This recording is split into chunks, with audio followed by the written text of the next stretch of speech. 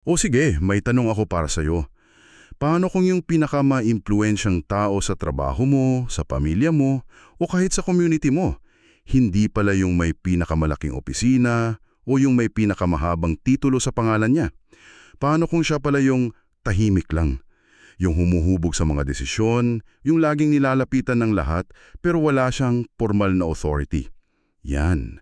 Yan yung ideyang sisilin natin ngayon. Based sa mga materyales na binigay mo sa amin, titingnan natin kung paano binabago ng pananaw na to yung buong pag-unawa natin sa leadership.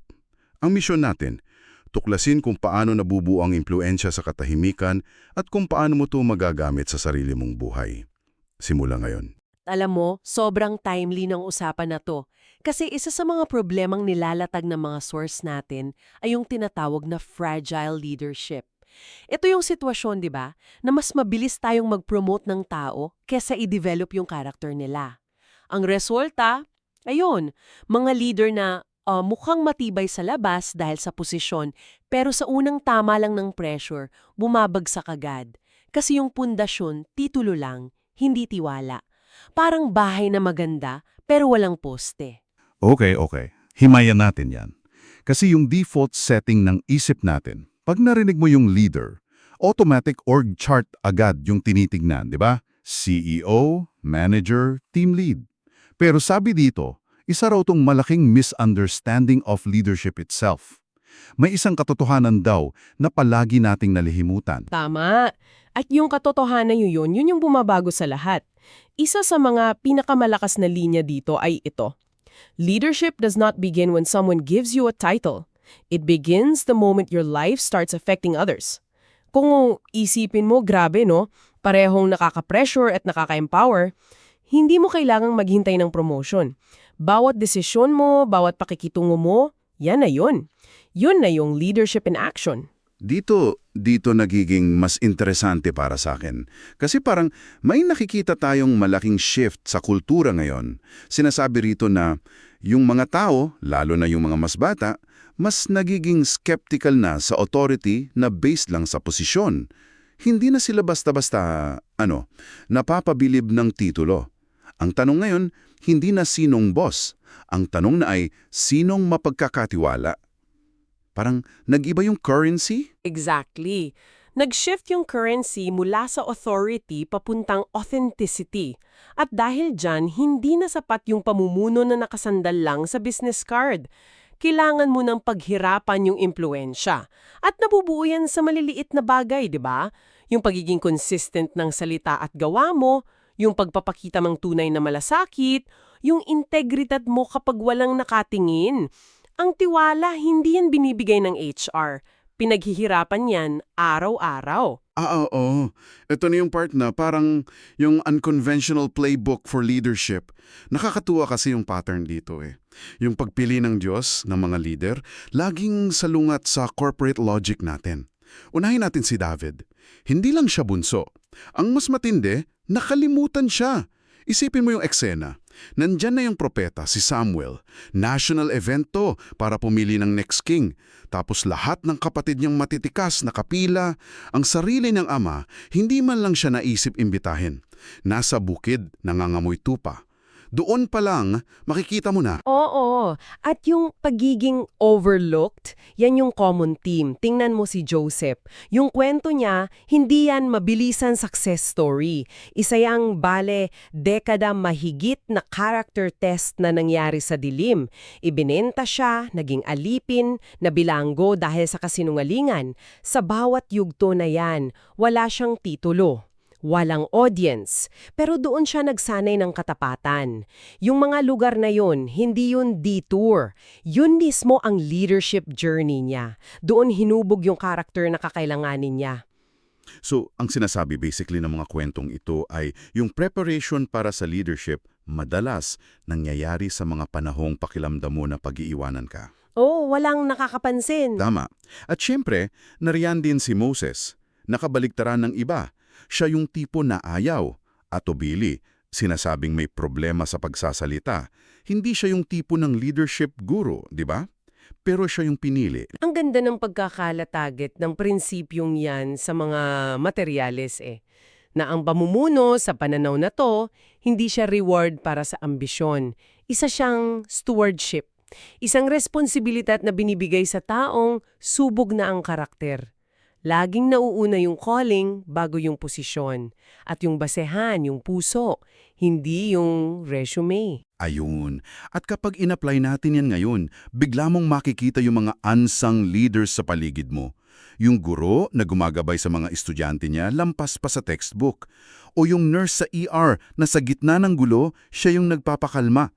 Kahit yung office mate mo na laging may time makinig, sila yung pandikit kumbaga. Baka nga isa ka sa kanila, pero hindi mo lang ito tinatawag na leadership. At yan mismo ang connection sa susunod na malaking ideya. Lahat ng yan, si David, si Joseph, yung nurse, nakaturo sa iisang pundasyon. Karakter. Oo, paulit-ulit na sinasabi dito na, character is the currency of leadership. Ang ganda ng metaphor na yan, no? Parang pera, yung karakter daw ang nagbibigay halaga sa impluwensya mo. Ang titulo parang credit card. May limit, pwedeng bawiin. Pero yung karakter na binuo, yan yung tunay mong yaman. Yan yung nag-iiwan ng marka. Pero, sige, gawin nating mas konkreto. Kasi medyo abstract pakinggan yung karakter, di ba? Balikan natin si Daniel sa Babylonia. Dinala siyang bihag, napapaligiran ng kulturang iba sa paniniwala niya. Pwede siyang mag-compromise para umasenso, para maging, politically correct. Pero hindi. Mula pagkain hanggang pananalangin, pinanindigan niya. At anong resulta? Yung hindi natitinag na karakter niya ang naging source ng impluensya niya sa mga hari mismo. Okay, gusto ko yung metaphor ng currency, pero heto, practical question. Sa corporate world ngayon, ang currency madalas visibility yung pagkuha ng credit, yung pagiging magaling sa presentations. Paano makikipag-compete itong quiet currency ng karakter sa mas maingay na office politics?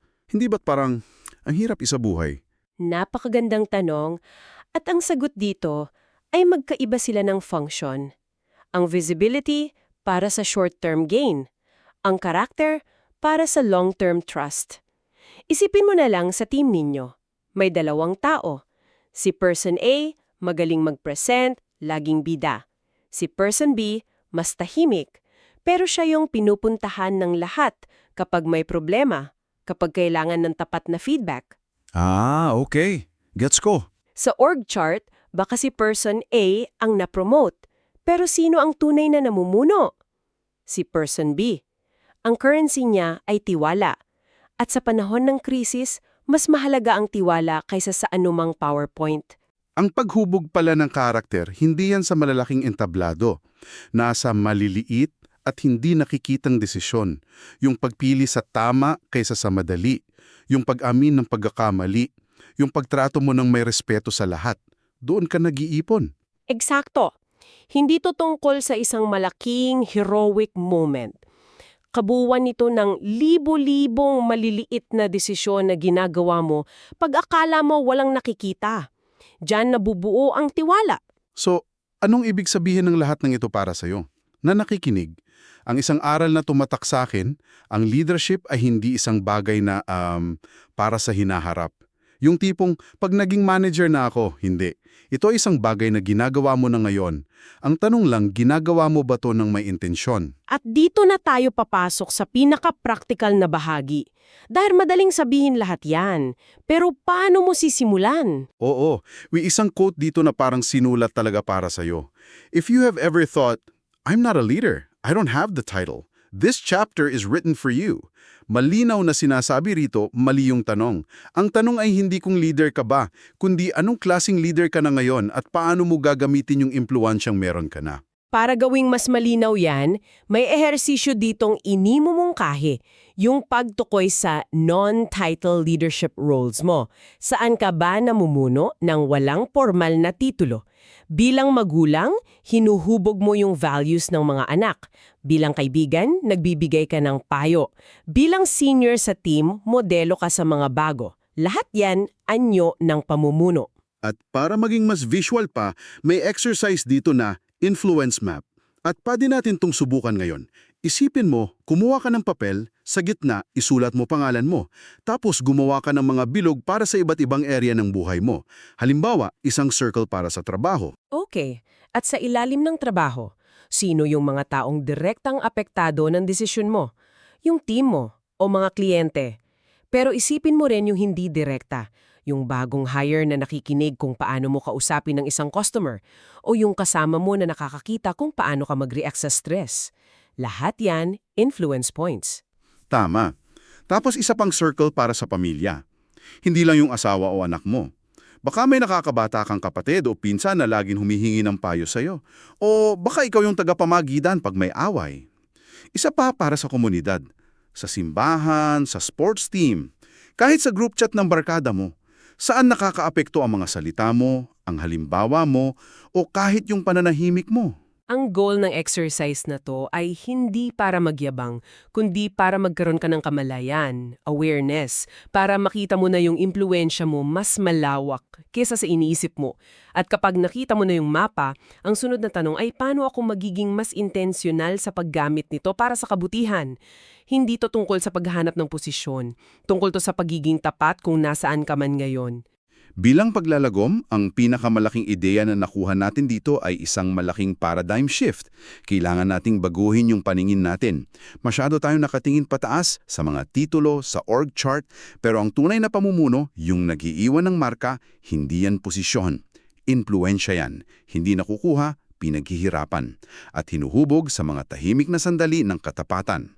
Ang pinakamahalaga sa lahat at sana ito yung maiwan sa'yo, hindi to para lang sa ilan. Para ito sa lahat. Para sa'yo. Ngayon din, dahil lahat tayo may kakayahang maka-impluwensya. Bawat interaksyon, isang pagkakataon para mamuno. Tama.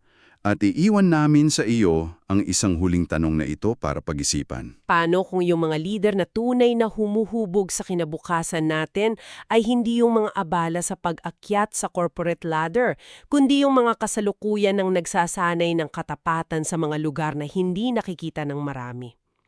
Paano kung ang pinakamahalagang leadership training mo nangyayari na pala ngayon? Baka isa ka na sa kanila.